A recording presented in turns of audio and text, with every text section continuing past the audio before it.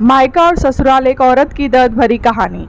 ससुराल में वो पहली सुबह आज भी याद है। कितनी हड़बड़ाहट से उठी थी, ये सोचते हुए कि देर हो गई है और सब न जाने क्या सोचेंगे। एक रात ही तो नए घर में काटी है और इतना बदलाव, जैसे आकाश में उड़ती चिड़िया को किसी ने सोने के मोतियों का लालच देकर पिंजरे में बंद कर दिया हो।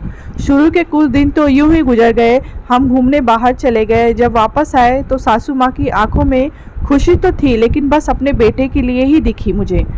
सोचा शायद नया नया रिश्ता है, एक दूसरे को समझते देर लगेगी, लेकिन समय ने जल्द ही एहसास करा दिया कि मैं यहाँ बहू हूँ, जैसे चाहूँ वैसे नहीं रह सकती। कुछ कायदा मर्यादा है जिनका पालन मुझे करना होगा। धीरे धीरे बात करना, धीरे से हंसना, सबके खाने के बाद खाना, ये सब आदतें जैसे अपने आप ही आ गई। घर में माँ से भी कभी कभी ही बात होती थी। धीरे धीरे पीहर की याद सताने लगी। ससुराल में पूछा तो कहा गया अभी नहीं, कुछ दिन बाद। जिस पति ने कुछ दिन पहले ही मेरे माता पिता से ये कहा था कि पास ही तो है, कभी भी आ जाएगी, उनके भी सुर बदले हुए थे। अब धीरे धीरे समझ आ रहा था कि शादी कोई खेल नहीं, इसमें सिर्फ घर नहीं बदलता बल्कि आपका पूरा जीवन ही बदल जाता है। आप कभी भी उठ के अपने पीहर नहीं जा सकते, यहाँ तक कि कभी याद आए तो आपके पीहर वाले भी बिन पूछे नहीं आ सकते।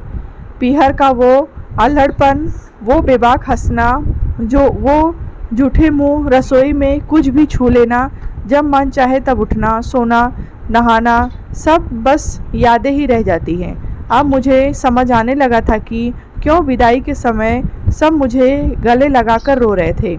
असल में मुझसे दूर होने का एहसास तो उन्हें ही हो ही रहा था, लेकिन एक और बात थी जो उन्हें अंदर ही अंदर परेशान कर रही थी कि जिस सच से उन्होंने मुझे इतने साल दूर रखा, अब वो मेरे सामने आ ही जाएगा। पापा का ये झूठ कि मैं उनकी बेटी नहीं बेटा हूँ, अब और दिन नहीं छुप पाएगा। उनकी सबसे बड़ी चिंता ये थी, अब उनका ये बेटा जिसे कभी बेटी होने का एहसास ही नहीं कराया था, जीवन के इतने बड़े सच को कैसे स्वीकार करेगा। माँ को चिंता थी कि उनकी बेटी ने कभी एक गिलास पानी का नहीं उठाया तो इतने बड़े परिवार की जिम्मेदारी कैसे उठाएगी।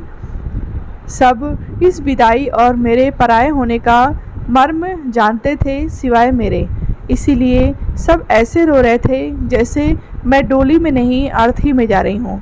आज मुझे समझ आया कि उनका रोना गलत नहीं था। हमारे समाज का नियम ही ये है, एक बार बेटी डोली में विदा हुई तो फिर वो बस मेहमान ही होती है घर की। फिर कोई चाहे कितना भी क्यों ना कह ले कि ये घर आज भी उसका है, सच तो ये है कि अब वो कभी भी यूं ही अपने घर, उस घर जिससे मायका कहते हैं, नहीं आ सकती। हजारों समस्याओं और परेशानी आने पर भी उसी को हल करना है हंसते हुए, गम छुपाते हुए। यह तपस्या से कम नहीं है। अनजान जगह को सुधार कर अच्छा बनाने का काम करना।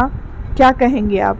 कहानी आपको कैसी लगी है कमेंट बॉक्स में बताएं। कहानी अच्छी लगी हो तो लाइक करें, शेयर करें।